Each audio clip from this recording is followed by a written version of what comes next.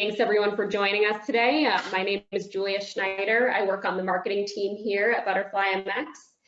In today's session, we're just going to be discussing our installer certification program. Presentation, just about 20 minutes. My colleague here, Jared Levine, he's the Director of Project Management here at ButterflyMX. He's going to take you through what the installer certification program is, why it's important to get certified, and what you need to know in order to become a certified installer. Just a few housekeeping items. There's no need to take notes or anything like that. We're going to send out a copy of the recording as well as a link to the certification process after. Secondly, we encourage you to ask a lot of questions. Just leave them there in the chat and we'll get to them all at the very end. So Jared, I'm going to hand it over to you. Take it away. Great. Thanks so much, Julia. As Julia mentioned, my name is Jared Levine. I'm the Director of Project Management at ButterflyMX. As she mentioned as well, we're going to do a pretty high-level overview of the ButterflyMX system, as well as our certification program and the requirements to install ButterflyMX today.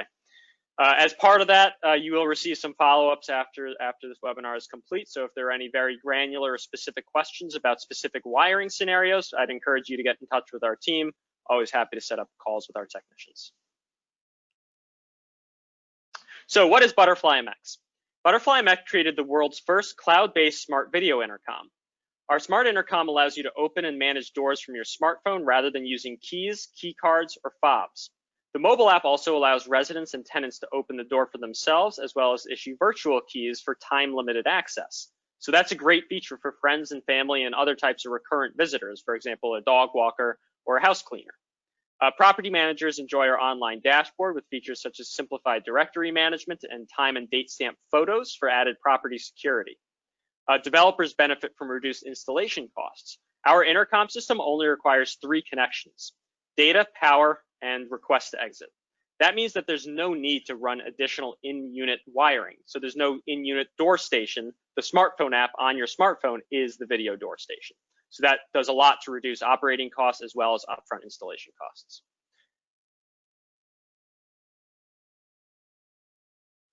So ButterflyMX is installed in over 4,500 buildings. That means more than 450,000 apartments, and we have more than 6,000 5-star reviews.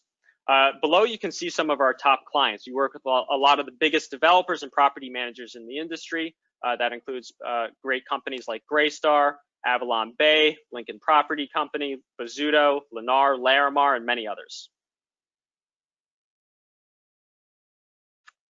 Here we see a bunch of examples of what our intercom looks like when it's installed in the field.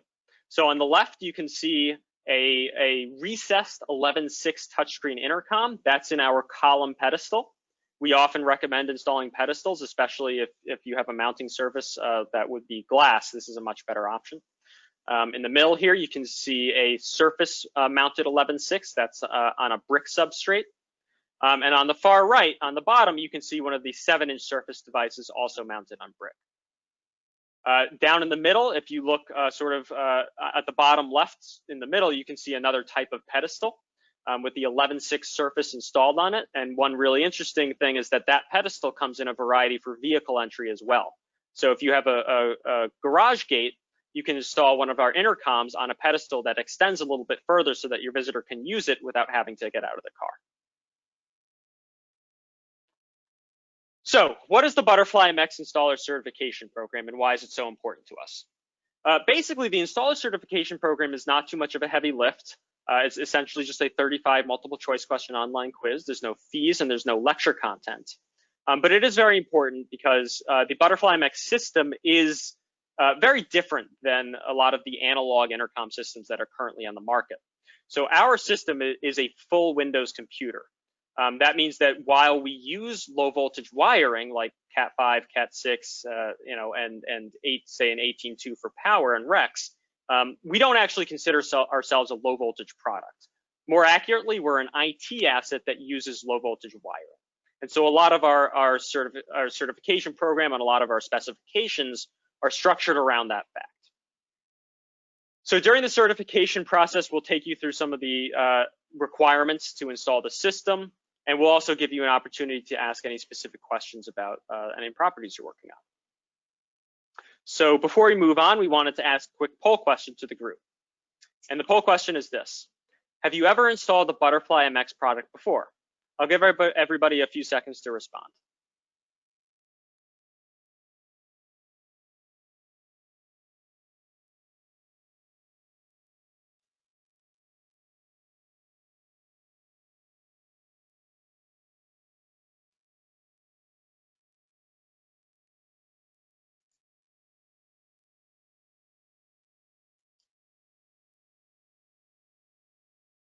We're going to give everybody a few more seconds to complete the poll question. Looks like an undivided audience here.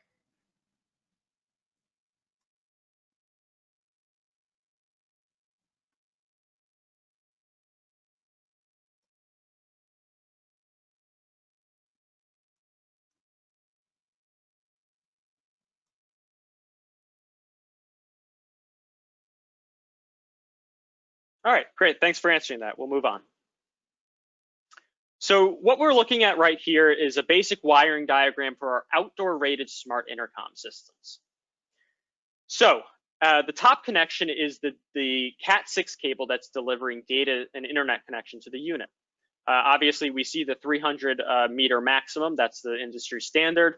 If you find that you have a longer run for that cable, you can always insert a network switch to re-energize the signal. In the middle, we can see the REX connection. We always prefer that the REX is terminated to an access control system, but you can wire directly to an electric lock. It just requires an isolation relay. We typically recommend Altronics's RB5, along with a diode for any DC locks and a resistor for any AC locks. And that protects the intercom from inductive kickback. So there are 4 dry contact relays on board each Butterfly. So that means that we can control up to 4 doors. One particular typical scenario would be a vestibule. We might use relay 1 to control the exterior door, and we might use relay 2 to control the interior door. And these have customizable timers. So if I grant access to a visitor, we can fire the first relay for the exterior door without a delay and with, say, a 5-second duration. And then we can assign a 5-second delay to the second relay as well as a 5-second duration. So that ensures that the first door is opened immediately and that the second door is opened only when the first door is closed. Finally, we can see the power specification for the unit. So with every Butterfly intercom, you'll receive a 24-volt DC transformer. It's basically just a laptop charger. That's going to get wired to a UPS device, which is not included. So that's something that you should furnish for the property. The UPS needs to be a minimum of 300 watts. And that plugs into a typical 110, 120 VAC wall outlet. Very importantly, the length of the run will determine what gauge cable is appropriate for the splice. This is another area where our requirements are more stringent than a lot of the old school systems. A standard 18.2 will be good up to 50 feet, but beyond that, you'll have to start increasing the gauge. And that just reflects our increased power requirements so that we can support higher functionality like 2-way video and all the other great functions that our clients love. One more note on this is that if you have a particularly long run, say close to 300 feet, we would probably recommend that you have a high voltage electrician place a wall outlet closer to the unit. It's just going to make things easier, and it's going to be easier to support the product over time.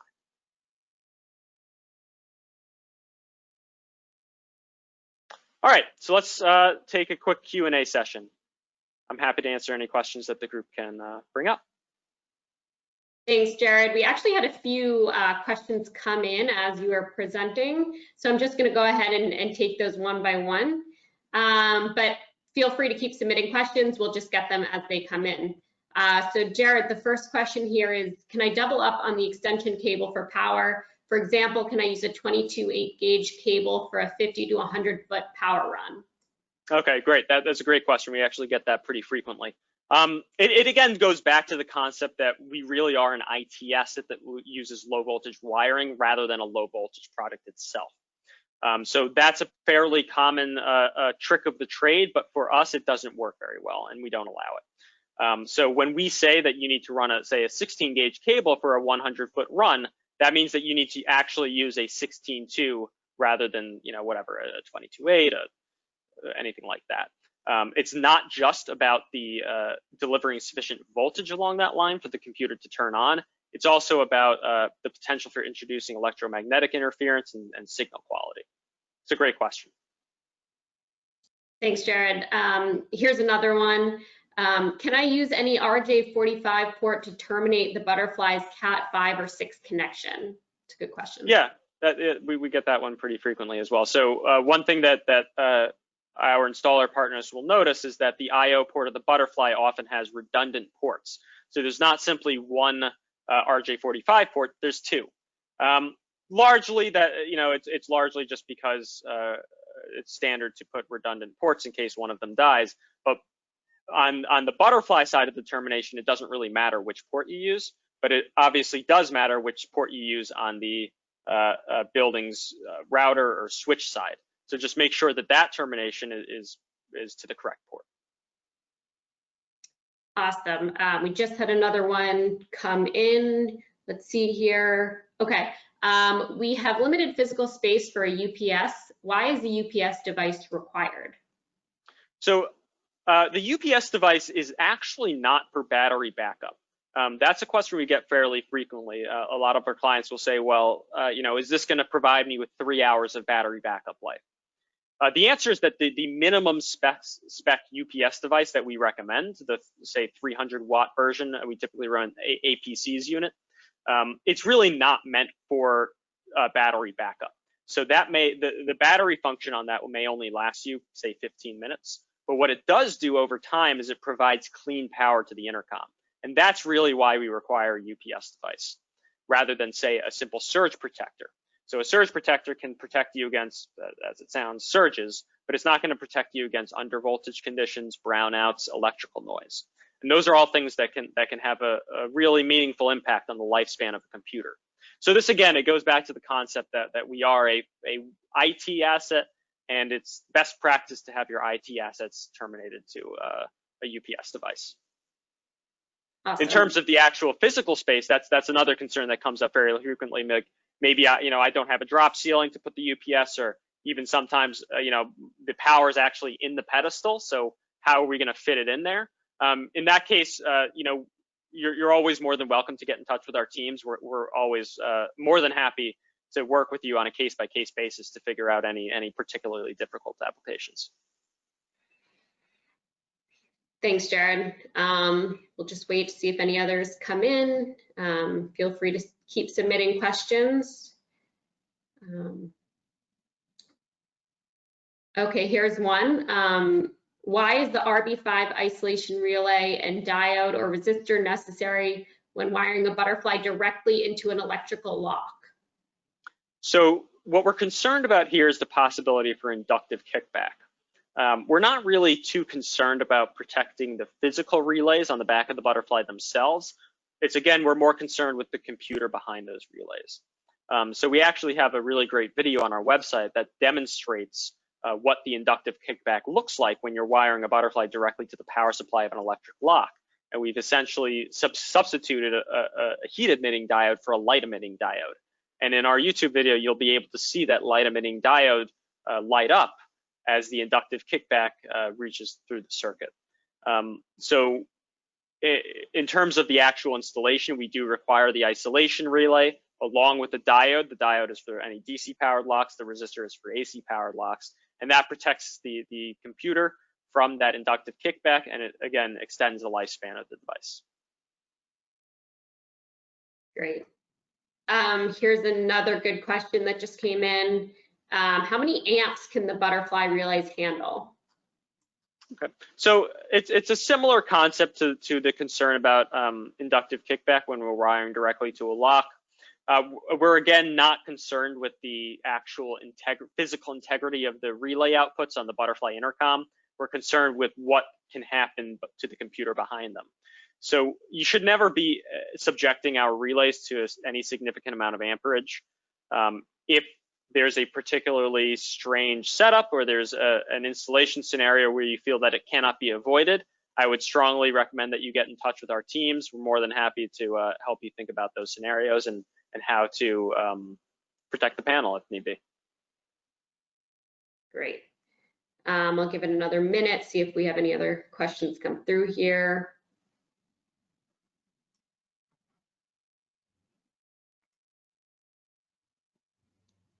All right, we have another question here. Why does ButterflyMX sometimes require a dedicated internet account for its products? So it's a good question. It's a fairly rare occurrence. For the most part, the Butterfly does not require a large amount of bandwidth. So our minimum network requirement is 2 megabits per second upload download speed. However, within that, we also need a certain quality of service, and we need that bandwidth to be dedicated all the time. So the sort of scenarios where it may come into play the need for a dedicated internet account is, say, if you have your entire IP camera network on the same network as the Butterfly Intercom, those devices can start to compete for bandwidth and for network resources more broadly. And that means that at the time where the Butterfly really needs it, say a tenant wants to, maybe even multiple tenants want to initiate a two-way video call, it may not be able to have the network resources it needs to support that functionality. So it is very important as you do a Butterfly installation to keep in mind the network infrastructure. What is the topology of the network? What other devices are on there? How many of those devices are on there? We need to make sure that the Butterfly receives at very least its minimum network requirements on a constant 24/7 basis. And so in very, very rare particular scenarios where we're not getting that service, it may be necessary to get a dedicated internet account. Okay, so we'll take one last question here. In recessed Butterfly intercoms, there are holes in the back box. Does this put the product at risk of water damage? Great question. Yeah, that is a good question. So all of our products are IP65 rated, but they are IP65 rated when properly installed. So in the same manner that, if you install a surface mount intercom and maybe you use the wrong type of screws, and now there's some space between the mounting plate and the actual intercom, that hasn't been installed properly. So it's actually not up to its IP65 standard. For our recessed applications, because they do have those back boxes, which are, as it sounds, recessed into the wall, you do need to apply a silicone sealant to the connection between the back box and the intercom to ensure the IP65 seal. Again, this is something we can provide some photo-specific resources of where that silicone sealant should be applied. Great. So I think those are all the questions that we have time for today.